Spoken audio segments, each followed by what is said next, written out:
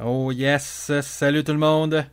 Ici votre animateur Y2 Joe, Jonathan Champagne, et je vous souhaite la bienvenue à la toute première édition du podcast Le Troisième Câble, le seul podcast de lutte qui va au-delà des quatre coins du ring. Et le show commence là.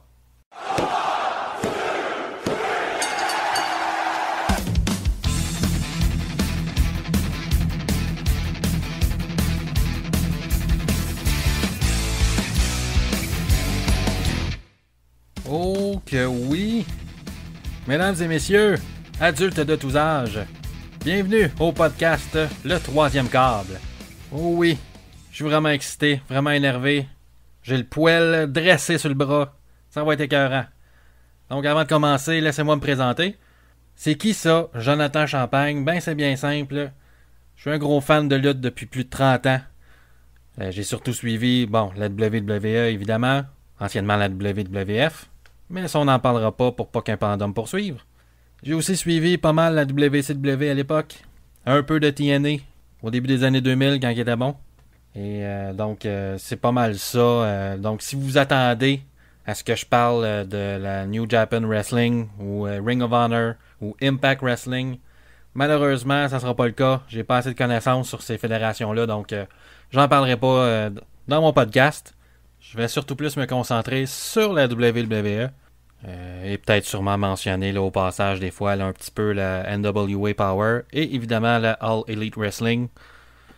Donc voilà qui je suis. Donc si vous êtes prêts à me suivre, embarquez, on va avoir du fun. On part ça cet épisode-là. Donc aujourd'hui, moi je voulais vous parler du Hall of Fame de la WWE. Donc le temple de la renommée. Et surtout à savoir si ce fameux temple de la renommée est crédible ou pas. Je m'explique.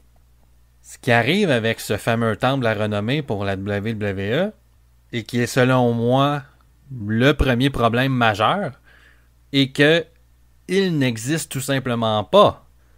Il n'y a pas de temple de la renommée en tant que tel. Il n'y a pas d'endroit physique, il n'y a pas de bâtiment, il n'y a aucun musée qui existe.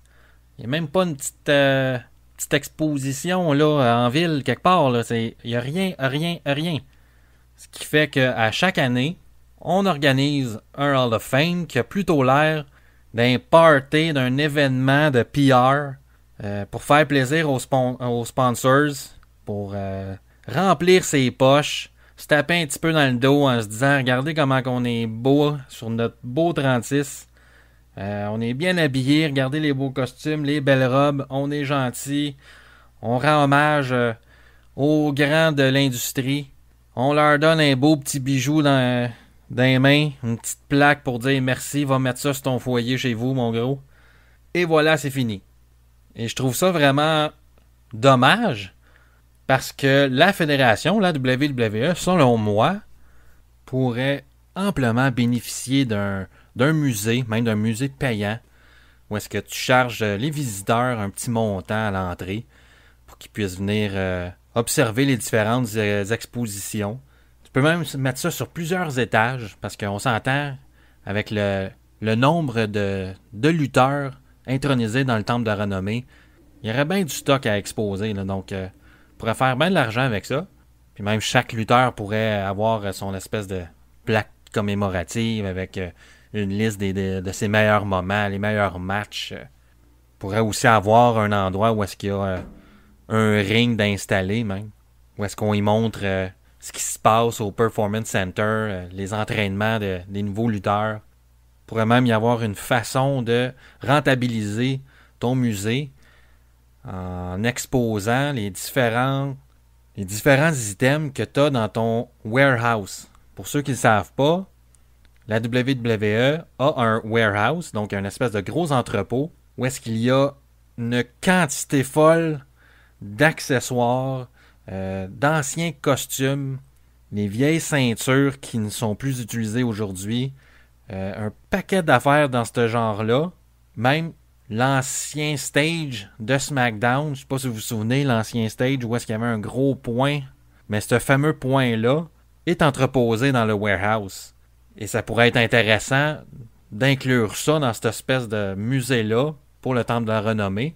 Ça pourrait faire des allées intéressantes à montrer à tes visiteurs. Il pourrait y avoir aussi plein de kiosques style WWE Shop où est-ce que tu vends ta marchandise comme tu le fais dans tous tes shows, toutes les arénas où est-ce que tu passes.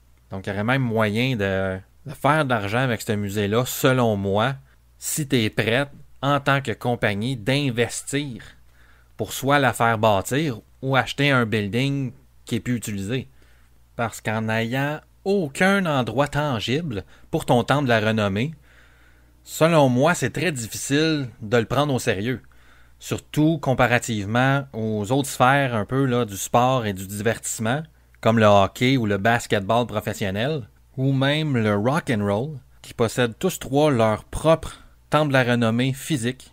Et si on reste dans la lutte, il y a le Professional Wrestling Hall of Fame, donc le temple de la renommée de la lutte professionnelle, situé au Texas. Et selon moi, la WWE, sans nécessairement copier le système fait par ce Hall of Fame-là, pourrait quand même bénéficier de s'inspirer de ce qu'ils ont fait avec leur temple de la renommée, parce que c'est bien structuré, ça fait du sens, c'est logique comment ils ont fait ça. On va y revenir un petit peu plus tard dans le podcast, je vais revenir sur ce point-là.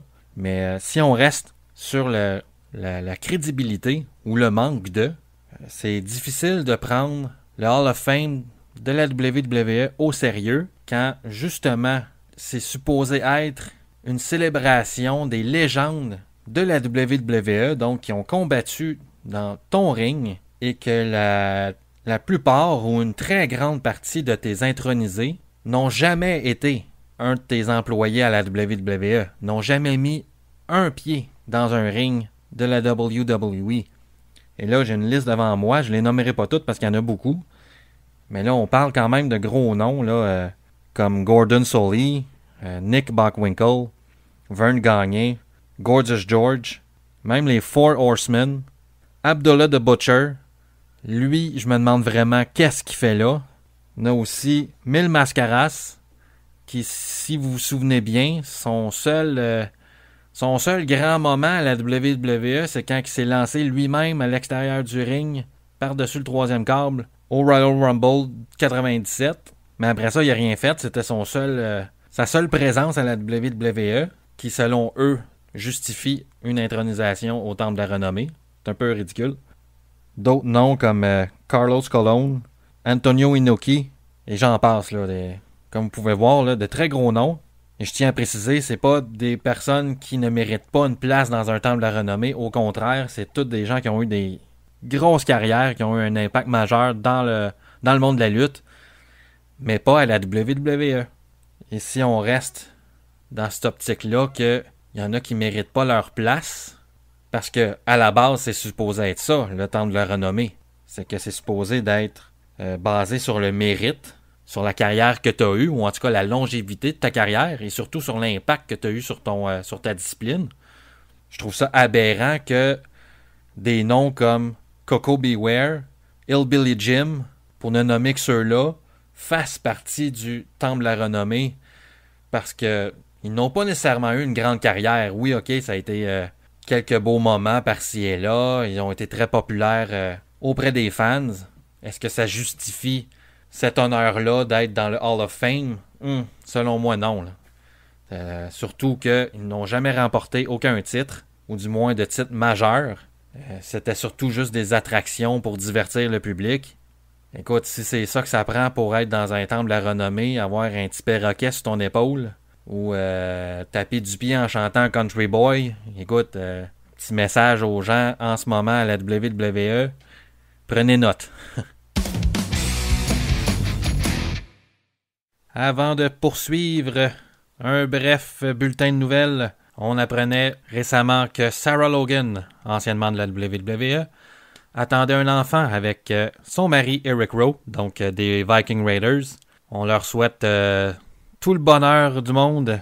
Et petite question comme ça, est-ce que je suis le seul qui espère fortement que le petit bébé naisse avec du maquillage blanc sous les yeux et un casque de viking sur la tête?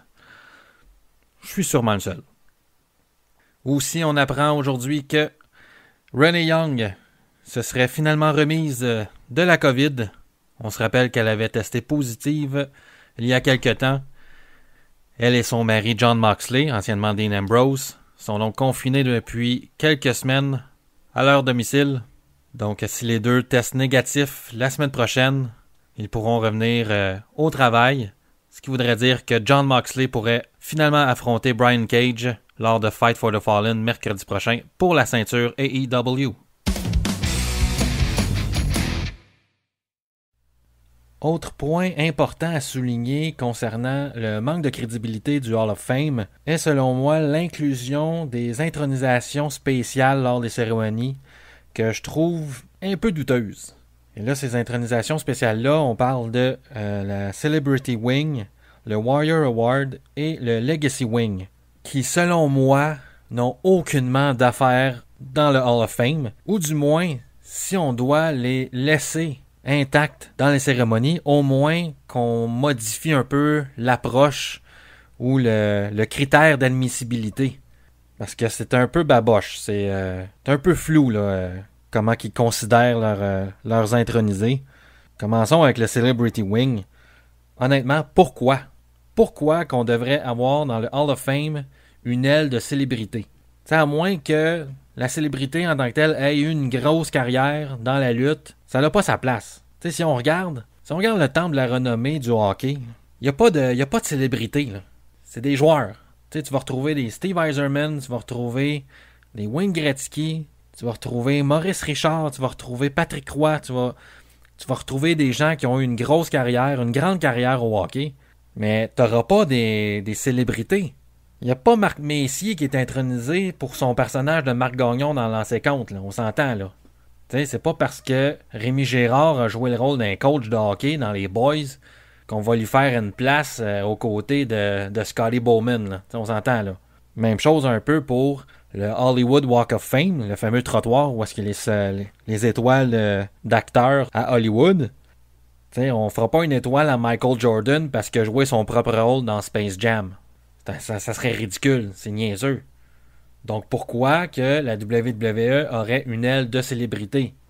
C'est complètement illogique selon moi. Ça n'a pas sa place. Et c'est très difficile de prendre cette intronisation-là au sérieux quand déjà en partant, la cérémonie est très fragile côté crédibilité.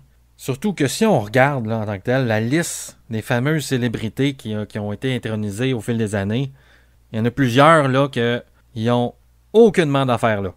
Si on pense premièrement à Drew Carey. Qu'est-ce que Drew Carey fait dans le Hall of Fame? Sa seule participation à la lutte en tant que telle a été d'être dans le Royal Rumble de 2001. Il est rentré, il a offert de l'argent à Kane pour se sauver la face. Kane l'a grippé par la gorge, puis il y a un autre participant qui est arrivé, qui a attaqué Kane, et Drew Carey s'est sorti lui-même du Rumble en passant par la troisième corde. That's it, that's all. Et ça mérite un Hall of Fame. C'est un peu ridicule. Dans la liste, on a aussi Kid Rock, Snoop Dogg, que leur seule raison d'être là, c'est qu'ils ont fait un concert à un moment donné à WrestleMania, puis qu'ils ont fait un segment ou deux à la télé. Ils n'ont rien apporté, absolument aucune contribution, à part peut-être Kid Rock qui a offert une toune pour Undertaker à son retour en 2000, mais that's it, that's all. Là. C'est la même chose pour Pete Rose. Pete Rose, l'ancien joueur de baseball, qui a eu des démêlés avec la justice à cause qu'il aurait gagé sur des games de baseball. Pete Rose, depuis des années, se fait refuser l'entrée au Hall of Fame du baseball. Qu'est-ce que la WWE fait? Ben, hey, viens-t'en, nous autres, on a une place, le gros. C'est complètement absurde. Je vous rappelle, Pete Rose, ses seuls faits d'armes à la WWE a été de se faire chokeslam par Kane à 3 WrestleMania de suite. That's it, là. Pis ça mériterait une place au temple de la renommée. Voyons donc. On a aussi Arnold Schwarzenegger, qui à part avoir crissé une claque de revers à Triple H lors d'un SmackDown, n'a pas fait grand-chose. Donald Trump, la personne préférée du monde entier en ce moment, on va se le dire. Ou pour ceux qui ne le savaient pas, le président en ce moment a une place au temple de la renommée. Tout ça à cause qu'il a acheté un moment donné, entre guillemets, Monday Night Raw pour le revendre après ça à Vince McMahon la semaine d'après et a rasé la tête de Vince McMahon lors d'un WrestleMania. C'est pas mal juste ça qu'a fait Donald Trump. Ah oui, puis il a prêté son Plaza Hotel lors du WrestleMania 4 et 5. That's it. Et le nom que je trouve le plus aberrant qui se retrouve dans cette liste-là, William the Refrigerator Perry. Pour ceux qui ne le savent pas, c'est un ancien joueur professionnel de football qui a participé à la bataille royale de WrestleMania 2. Il est rentré, s'est battu un peu, s'est fait sacrer dehors du ring. That's it, that's all. Fait qu'un ancien joueur de football s'est fait introniser au temple de la renommée avant des gros noms comme Ric Flair, comme Stone Cold Steve Austin, comme Randy Macho Man Savage, qui auraient mérité amplement leur place au Hall of Fame bien avant un ancien joueur de football que son surnom c'est Frigo. Voyons, c'est complètement absurde, c'est illogique. Bravo à la WWE pour faire en sorte qu'on prenne ces cérémonies au sérieux. Surtout que dans toutes ces célébrités-là, il y en a 2 qui ont vraiment fait quelque chose, qui ont vraiment comme changé un peu la face de la fédération, qui ont aidé à faire avancer. Il y a Mr. T qui a fait partie du premier WrestleMania et de quelques vignettes avant avec Hulk Hogan. Il s'est même battu contre Roddy Piper dans un match de boxe contre lutteur à WrestleMania 2 l'année d'après. Donc, oui, ok, sa place peut être, à la limite, justifiée si on veut. Autre célébrité qui a totalement sa place dans le Hall of Fame, c'est Mike Tyson. On s'entend pour dire que de janvier à mars, donc après le Royal Rumble 98 et WrestleMania 14, ces nombreux segments avec Stone Cold Steve Austin et D-Generation X ont été assez mémorables. Est revenu par la suite, là, un petit peu plus que 10 ans après, pour confronter Chris Jericho, pour se réaligner en plus avec DX. Lui, à la limite, mérite amplement sa place, seulement pour le fait au moins que sa participation pendant cette période-là à la WWE a fait en sorte que la compagnie a finalement battu la WCW dans la guerre des codes d'écoute, le fameux Monday Night Wars. C'est pas nécessairement à cause de Mike Tyson, mais ce qui a suivi par la suite, c'est ce qui a aidé. Et il a évidemment aidé à construire Stone Cold Steve Austin pour le rendre vraiment la super vedette qu'il a été. Passons maintenant au Warrior Award. C'est quoi ça, le Warrior Award? C'est en fait un prix remis à quelqu'un qui à la base a des difficultés, tout ça, mais qui continue de se battre et qui démontre du courage et de l'adversité, qui rappelle un peu l'esprit du Ultimate Warrior. Et on se rappellera que le prix Warrior Award avait été remis à la base à Connor Michalek, au petit jeune garçon qui combattait une rare forme de cancer à l'époque. Et c'était un grand fan de lutte, surtout de la WWE.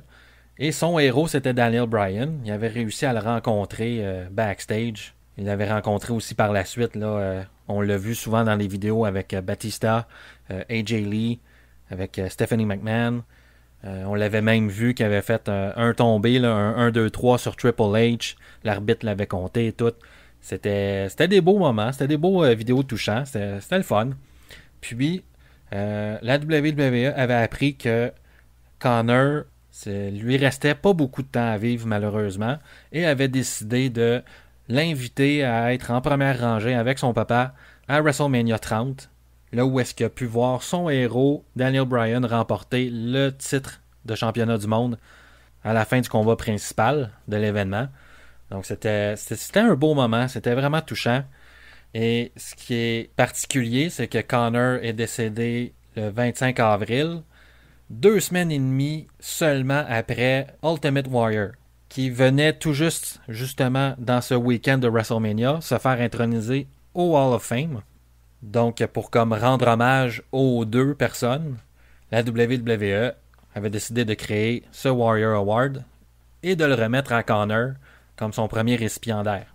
Par contre, si on se rappelle bien, Ultimate Warrior, lors de son discours d'intronisation, avait suggéré à la WWE de créer un prix Jimmy Miranda, que ça s'appelait, pour remettre aux gens un peu inconnus qui travaillent très fort à l'arrière-scène, qui n'ont pas nécessairement la reconnaissance que les lutteurs ou les commentateurs ou les managers ont et qui mériteraient amplement eux aussi au moins un prix spécial pour récompenser pas mal là, leur gros travail. Et d'ailleurs, Jimmy Miranda, qui a travaillé pendant 20 ans dans le département des produits dérivés, là, donc on le connaissait pas en tant que tel, mais s'il a été mentionné, il devait faire un très gros travail. Et Ultimate Warrior trouvait ça important de remettre ce prix-là.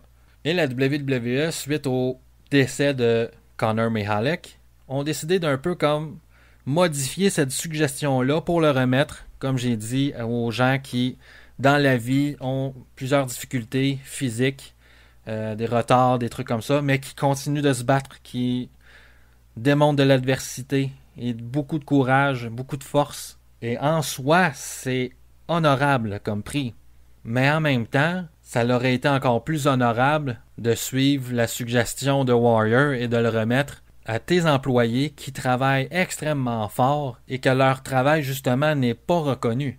Parce que autant que, oui, un petit jeune homme comme Conor Mihalek mériterait un prix de reconnaissance pour sa combativité, en même temps, c'est un peu aberrant qu'il aille une place dans le Hall of Fame quand d'employés qui ont œuvré à la WWE depuis très longtemps, comme Tony Kimmel, comme Lillian Garcia, comme Tim White, des arbitres, des gens qui ont travaillé au maquillage ou au costume depuis tant d'années, n'ont pas leur place spéciale au Hall of Fame.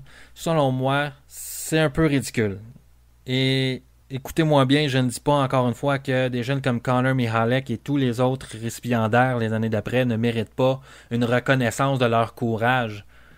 Mais si le Warrior Award est pour ces personnes-là, et c'est correct en soi, il aurait fallu aussi créer le fameux Jimmy Miranda Award, ou peu importe le nom qu'on aurait pu lui donner, pour récompenser tes propres employés qui travaillent très fort et que personne connaît. Bon, ils se sont repris l'année passée, en 2019, pour le remettre à Sue Atchison, que ça fait plus de 30 ans qu'elle travaille pour la WWE. Ils ont ensuite mentionné que à partir de cette édition-là, de 2019, toutes les autres éditions allaient être remises à un employé de la WWE. Et quand on pense à ça, moi j'ai des noms comme Jim Johnson, qui a travaillé quasiment 30 ans lui aussi à la WWE, et que c'est grâce à lui s'il y a de la musique à la WWE. Tous les thèmes musicaux composés, ou presque, ont été de ses mains à lui. Tous les thèmes de pay-per-view, les thèmes d'événements spéciaux quelconques, si on entendait de la musique durant un show en tant que tel, et que c'était pas une chanson d'un artiste connu, c'était créé par Jim Johnson. Et c'est assez absurde que cet homme-là ne soit pas intronisé encore aujourd'hui. Maintenant, pour le Legacy Wing. Ça, là, honnêtement, le Legacy Wing ne devrait même pas exister. Ou du moins, ne devrait pas exister sous sa forme actuelle. Et pourquoi je dis actuelle, on va y revenir à la fin du point. Ça, le Legacy Wing, pour ceux qui ne le savent pas, ça a été instauré en 2016. C'est une sorte de prix remis à tous ceux, les pionniers, les bâtisseurs, plusieurs lutteurs, les promoteurs, les gens de l'industrie qui n'ont pas nécessairement connu une carrière à la WWE, mais qui ont eu un impact sur le sport.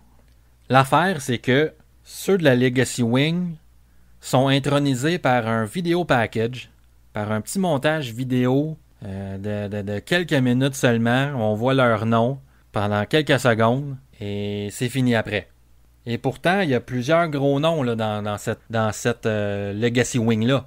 Des noms comme Lord Alfred Hayes, Bruiser Brody, El Santo, Frank Gotch, Lutez. Il y en a plusieurs autres, là, mais quand même des gros noms importants dans le monde de la lutte qui n'ont pas été intronisés formellement. Juste un petit vidéo package de quelques minutes. That's it, that's all, on n'en parle plus. Je trouve ça pas mal aberrant.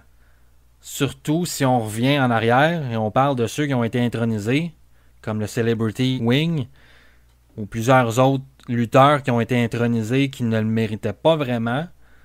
Quand il y a du monde comme Lord Alfred Hayes, qui a été parmi plusieurs moments mémorables, surtout avec les Bushwhackers, des entrevues qu'on se souvient beaucoup avec Vince McMahon et d'autres lutteurs, des sketchs qu'il avait fait avec Mean Gene Okerlund, et j'en passe. C'est aberrant que cet homme-là n'a pas été intronisé formellement lors des dernières cérémonies, quand il le méritait amplement. Surtout qu'avec cette Legacy Wing-là, ça a apporté son lot de controverses, comme particulièrement avec la veuve de Bruiser Brody, qui a appris le soir même que son mari se faisait introniser, entre parenthèses, au Hall of Fame, et elle n'a même pas été invitée à la cérémonie. C'est grave, là. Gros manque de jugement de la part de la WWE, selon moi. Et si vous vous rappelez bien, lors d'un premier point concernant le manque de crédibilité, où est-ce que je disais que j'allais revenir sur ceux qui n'ont jamais eu de carrière à la WWE, mais qui mériteraient une intronisation au Hall of Fame, moi, je réserverais cette place-là du Legacy Wing à ces gens-là qui n'ont jamais combattu dans la WWE, mais qui mériteraient leur place. Quand je parlais de Nick Bockwinkel, des Four Horsemen, de Vern Gagne, tout ça, qui sans eux, la lutte ne serait pas pareille, moi, j'aurais réservé le Legacy Wing pour ces gens-là, puis qu'on en fasse une intronisation formelle. Ça leur aurait fait du sens. Ou du moins, ça justifierait au moins son inclusion dans les cérémonies qu'on connaît. En plus, selon moi, ça permettrait de réduire le nombre de récipiendaires par année, parce qu'au fil que ça va, si on remarque bien, là, il va manquer de personnes à introniser. Il n'y a pas tant de lutteurs que ça qui ont marqué le sport, encore moins qui ont marqué la WWE. Et comme j'ai dit plus tôt, en parlant du Professional Wrestling Hall of Fame, leur structure pourrait inspirer la WWE si on peut inclure le Legacy Wing dans les cérémonies qu'on connaît.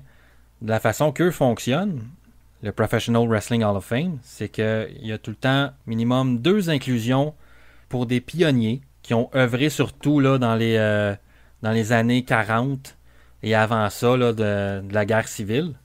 Il y a toujours aussi à peu près 2 intronisés pour l'ère de la télévision qui s'étend de 1947 à 1984. Ensuite, il y a toujours 2 intronisés de l'ère moderne. Ça, c'est les 1985 à aujourd'hui. Ils ont toujours aussi une intronisation pour une équipe ou un groupe. Un lutteur international, donc que ce soit un lutteur qui vient du Mexique, du Japon, de la lutte british. Ils ont aussi une section pour, évidemment, les lutteuses, donc les femmes qui ont marqué le sport. Ils ont même aussi une section pour les arbitres. Selon moi, on devrait, chez la WWE, prendre un exemple là-dessus, parce qu'il y a beaucoup d'arbitres qui ont œuvré, qui ont fait une grosse carrière. On pense à, justement, là, dernièrement, Mike Chioda qui a été renvoyé. Peut-être pas tout de suite, parce que ça serait un peu baveux, selon moi, mais mériterait, selon moi, sa place au Hall of Fame. Donc, la WWE pourrait amplement s'inspirer du temple de la renommée de la lutte professionnelle pour un peu restructurer là, son approche là, de cérémonie. Là. Moi, selon moi, on réduit les récipiendaires en ajoutant un membre dans le Legacy Wing, mais un membre vraiment un seul, et on y fait une intronisation formelle, en plus de complètement éliminer la catégorie Celebrity. Non seulement ça réduirait le temps d'antenne de ton événement, parce que d'année en année, le Hall of Fame devient de plus en plus long. Mais en plus, ça crédibiliserait ton temple de la renommée. Ça lui rajouterait un petit côté plus legit, chose qu'il aurait grandement besoin. Ok, c'est le moment du segment croque en jambe et descente du coude. Et là, je vous entends à la maison. Joe, c'est quoi ça, un segment croque en jambe, descendre du coude? Qu'est-ce qu'on fait avec ça? C'est bien simple. Pour moi, un croque en jambe, ça va être une nouvelle qui fait pas de sens, qui a pas d'allure. Ou est-ce que c'est important de souligner ce qui est illogique et immoral dans tout ça? Et à l'opposé, une descente du coude, ça va être une nouvelle ou un événement qui est agréable, qui est le fun, qui est positive, dans le fond, même spectaculaire. Fait que c'est important de souligner ça aussi. Pour mon crack en jambe de la semaine, Ça va à Vince McMahon qui a instauré très récemment la nouvelle politique concernant le port du masque obligatoire. En soi, on va se le dire, c'est une bonne nouvelle parce que c'est quand même important. Là, le virus n'est pas terminé, c'est encore là. Et si tu veux amener du public dans tes enregistrements télé, parce que là, en ce moment, le public, c'est des gens au Performance Center qui s'entraînent pour devenir lutteurs. Donc, c'est eux qui font office de public, mais c'est quand même important qu'ils portent un masque. Par contre, le bémol dans tout ça, c'est que si on regarde, il est quelle date aujourd'hui? On est début juillet. Et le virus, là, et la pandémie, a starté à la mi-mars. T'es un peu en retard, chum, là. C'est peut-être pas pour rien que t'as à peu près là, au-dessus de 40 employés qui ont testé positif à la COVID dans les dernières semaines. Et si t'avais masqué tout ton monde la première minute que c'est arrivé, pas sûr que t'aurais eu des tests positifs. Fait que ça, c'était mon croc en jambe de la semaine. Pour ma descente du coude, ben là, je salue en fait. Bon, ils m'entendront pas, là, mais je salue toutes les victimes d'agressions sexuelles, d'harcèlement sexuel, de ceux qui ont été aussi là, victimes de comportements vraiment inappropriés, de d'autres lutteurs, et qui ont pris leur courage, à deux mains, pour livrer leur témoignage de ce qu'ils ont vécu dans le mouvement Speaking Out. Ça fait quelques jours, quelques semaines que c'est comme lancé, si on veut. Et là, il y a plusieurs lutteurs comme Jimmy Havoc, Joey Ryan, David Starr, Jordan Devlin, même Velveteen Dream et Matt Riddle qui ont été accusés. Il y a plusieurs arbitres. Même Jim Cornette qui a été accusé. Lui et sa femme. Donc là, ça n'arrête plus, on dirait. Ce qui est bien, c'est que plusieurs fédérations qui ont coupé les liens avec ces personnes-là. Et je suis pas mal sûr qu'il y a beaucoup de fédérations qui vont refuser de les signer ou de leur offrir un contrat quelconque. Et ben écoutez, chapeau à tous ceux qui ont livré leur témoignage récemment. Là, donc, ça prend beaucoup de courage et beaucoup d'humilité. Donc, bravo à tous et à toutes, surtout. Donc, voilà, c'était mon segment croc en jambe et descente du coude. Et là, je sais que je donne l'impression de juste bâcher sur le Hall of Fame depuis tantôt, que je parle juste du côté négatif, du côté pas crédible des cérémonies. Mais effectivement, il y a eu des bons moments dans les dernières cérémonies, plusieurs speeches marquants. On n'a qu'à penser à celui de Edge, de Ric Flair en 2008, ça valait vraiment la peine. Celui de Roddy Piper en 2005, qui était complètement sauté. Les histoires pas possibles qu'il a racontées. On n'a qu'à penser à The Rock, quand il a intronisé son père et son grand-père en 2008. Ça aussi, c'était quelque chose d'assez formidable. Mais mon coup de cœur s'est passé en 2004 lors du speech d'intronisation pour Bobby the Brain Heenan. Il venait tout juste de se remettre. Il était en train de se remettre, en fait, de son cancer de la gorge. Et tu sais, ça paraissait que ça l'affectait physiquement. Évidemment, ça laisse des séquelles. Mais aucunement que ça allait affecter sa vitesse d'esprit et son sens de l'humour, son sens de la répartie impeccable. Vraiment, là, un grand speech, extrêmement drôle, touchant. Vraiment, là, ça vaut la peine pour ceux qui ne l'ont jamais vu. Allez regarder ça tout de suite. Droppez ce que vous faites. Abonnez-vous au network tout de suite. Mais ça vaut vraiment la peine de regarder ce petit bijou-là, selon moi. Là. Bobby the Brain Heenan paye son âme. Il nous manque tous. Aussi, tantôt, je parlais surtout de... Il y en a qui ne méritaient pas, selon moi, la place de Hall of Fame qu'ils avaient. Il y a aussi des intronisations spéciales qui ne devraient pas exister. Mais évidemment, il y a des personnes qui sont Hall of Fame et qui méritent amplement leurs intronisations. Même que c'est grâce à eux, selon moi, que le Hall of Fame, il y a un minimum de crédibilité. Et je parle bien sûr de Andre the Giant et Bruno Sammartino. Ces deux-là, selon moi, légitimisent si on veut, à eux-mêmes le temple de la renommée, tellement ils ont été importants, tellement ils ont été populaires, universellement populaires même. Il n'y a aucune personne dans le monde qui pouvait dire une chose négative sur l'un de ces deux messieurs-là, tellement ils étaient aimés, tellement ils étaient respectés, tellement que leur présence a eu un impact majeur dans la lutte. Sans eux, je pense pas que la lutte serait où est-ce qu'elle est rendue aujourd'hui. Et je pourrais même rajouter un troisième nom dans cette liste qui n'est pas encore dans le Hall of Fame et qui, selon moi, dès son intronisation, devrait quasiment être le seul intronisé cette année-là. Peu importe l'année dans laquelle il va être intronisé. Je parle bien sûr de Undertaker. On va s'entendre. Sa carrière, peut-être pas nécessairement juste sa carrière, mais son personnage et surtout à quel point il a travaillé fort pour garder son personnage intact, ça n'a pas d'égal. C'est fou à quel point il a fait attention à ce qu'il faisait. Quand il sortait en public, jamais ou presque il parlait aux journalistes. Je sais pas s'il y a un autre lutteur dans l'histoire de la lutte qui a autant fait pour sa profession que lui. J'énumérerai pas tous ces matchs et tous les moments importants nécessairement. Je me garde ça pour un autre épisode qui s'en vient bientôt. Je vais en faire un complet sur Undertaker. Mais pour moi, là, ça c'est un nom qui va encore plus légitimiser le Hall of Fame de la WWE dès qu'il sera intronisé. Et maintenant, on ne peut pas parler, en terminant l'épisode, du Hall of Fame sans parler de l'édition 2020 du Hall of Fame qui n'a pas encore eu lieu. On se rappelle que chaque édition du Hall of Fame depuis 2004 s'est déroulée dans la fin de semaine du WrestleMania. Cette année, évidemment, à cause de la pandémie du COVID, ça n'a pas eu lieu, ça a été reporté. Jusqu'à tout récemment, c'était supposé se passer à SummerSlam qui s'en vient le mois prochain, au mois d'août.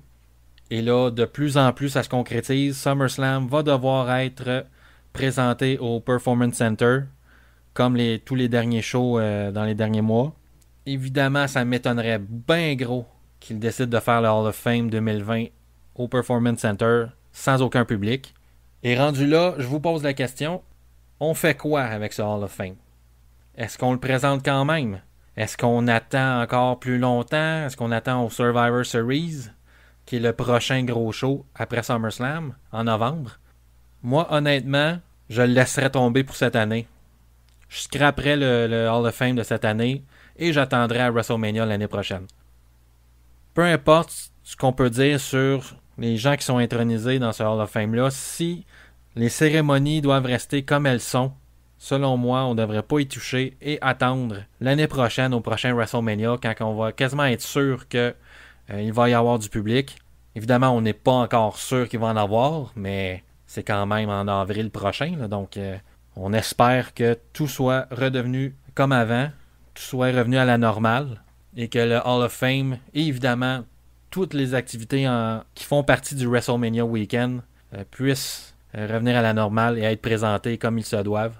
Donc personnellement, moi je pense que ce serait une meilleure idée qu'on laisse faire pour cette année puis on garde tout ce beau monde-là pour l'année prochaine, pour le Hall of Fame 2021. Et voilà tout le monde, c'est tout pour le premier épisode du podcast Le Troisième Câble. Je vous rappelle, je suis votre animateur Y2Joe, Jonathan Champagne. Merci à tous d'avoir été à l'écoute. Allez suivre ma page Facebook, le Troisième Câble Podcast. Bientôt, il va y avoir aussi une page Instagram et une page Twitter. Et aussi un site internet. J'ai bien hâte de vous montrer ça. Sinon, suivez-moi sur Balado Québec. C'est là que tous mes épisodes vont se retrouver. Et en terminant, je voudrais vous laisser sur un petit peu de sagesse. Et est-ce qu'il y a quelqu'un de plus sage dans le monde que notre célèbre capitaine Charles Patnaud, qui a déjà dit, et je cite, « L'avenir appartient à ceux qui se lavent tôt, parce qu'il reste de l'eau chaude. » Sur ce, je vous dis ciao, portez-vous bien, on se retrouve tous la semaine prochaine, car le show se termine là.